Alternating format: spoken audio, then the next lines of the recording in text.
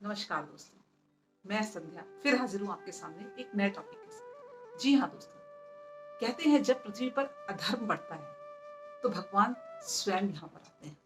और जब भगवान 16 कला संपूर्ण होकर के यहाँ पर आए तब वो कहलाए कृष्ण। जी हाँ दोस्तों, कृष्ण जिन्हें कि हम जानते हैं कि वो पूर्ण अवतार कहे जाते हैं भगवान।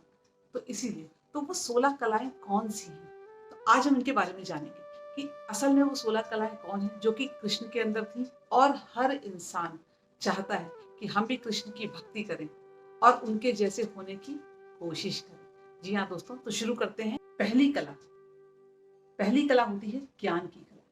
जी हाँ, कुरुक्षेत्र के मैदान में जब अर्जुन विचलित हुए तो उन्हें वह ज्ञान देकर उन्होंने समझाया कि अपने कर्म से, अपने धर्म से और गुण ज्ञान कभी भी छोड़ना नहीं चाहिए।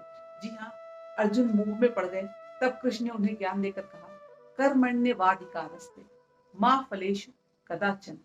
यह दिखाता है कि कृष्ण केवल युद्ध के मैदान के नायक नहीं थे, बल्कि ज्ञान योग के आचार्य भी थे। जी हाँ दोस्तों, ये है ज्ञान की शक्ति यानी पहली कला। दूसरी कला है शक्ति, दैवी शक्ति की कला।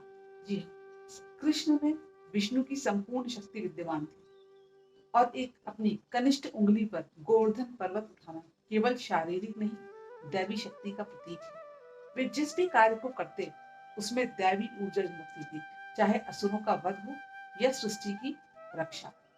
तीसरी कला है ऐश्वर्य। द्वारका नगरी इसका साक्षात उदाहरण है।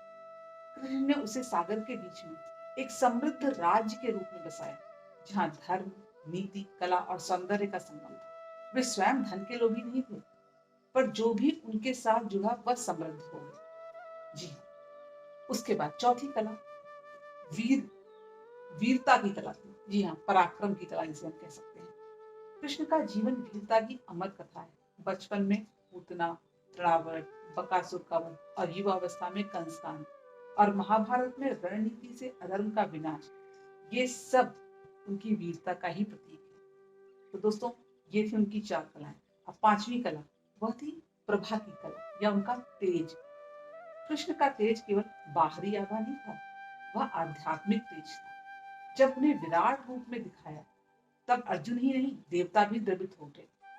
उनके मुखमंडल की आभा इतनी थी कि अंधकार मिट जाता था। इसके लिए उन्हें यशोदा नंदन सूर्य समान कहा गया है। जी हाँ दोस्तों, तो यह थी उनकी तेज की कला। उसके बाद शारीरिक बल, मानसिक बल यानी कि कला के रूप में बल की बात कर रहे हैं। वे जन्म से ही असामान्य शक्ति वाले थे। बचपन में कालिया नाग को दबाकर उसकी फुफकार को शांत कर दिया, मुर मुष्टिक चाणूर जैसे असुरों को अकेले परास्त कर दिया।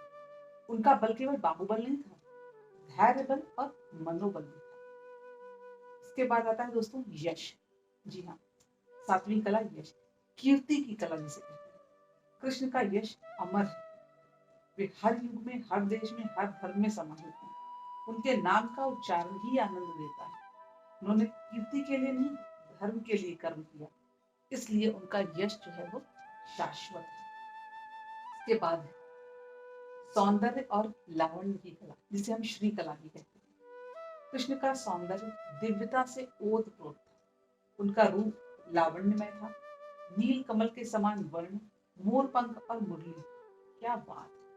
लेकिन उसका असली सौंदर्य उनके स्वभाव और करुणा में था। यही कारण है कि गोपियां उनके सौंदर्य में नहीं, उनके प्रेम में मोहित थी। जी हाँ दोस्तों, सौंदर्य का मतलब केवल बाहरी सौंदर्य नहीं होता है, आपके आंतरिक सौंदर्य को भी देखने की बात है। जी हाँ, उसके बाद आती है विज्ञान की कला, विज्ञान का प्रयोग करने की कला। यह है नवी कला। कृष्ण के पास केवल आध्यात्मिक नहीं, व्यवहारिक विज्ञान भी था।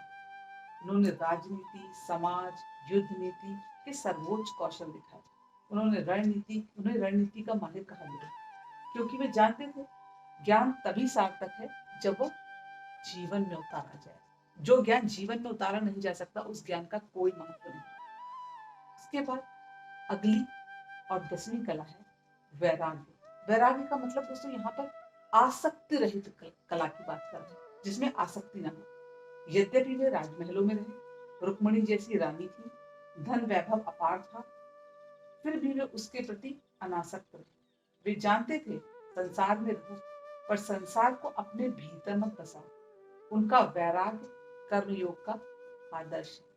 जी हाँ दोस्तों, यह थी उनकी 10वीं कला। उसके बाद आते हैं करुणा, जिसको कहते हैं दया भाव की कला। कृष्ण की करुणा असीम थी। उन्होंने सुदामा जैसे निर्धन को गले लगाया, कुंती को सांत्वना दी, द्रौपदी की लाज बचाई और यहाँ तक कि शिशुपाल को 100 बार क्षमा किया।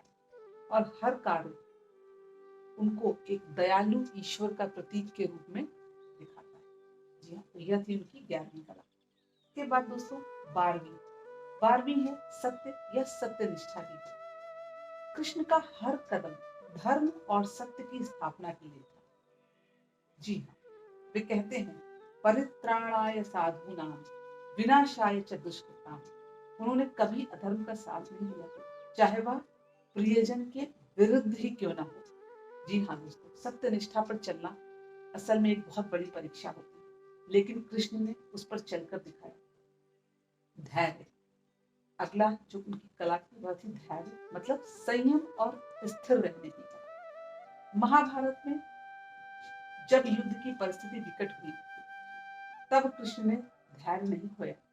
उन्होंने पांडवों को मार्गदर्शन दिया और धर्म की स्थापना तक स्थिर रहे। वे दिखाते रहे कि धैर्य की विजय ही प्रथम सूत्र है।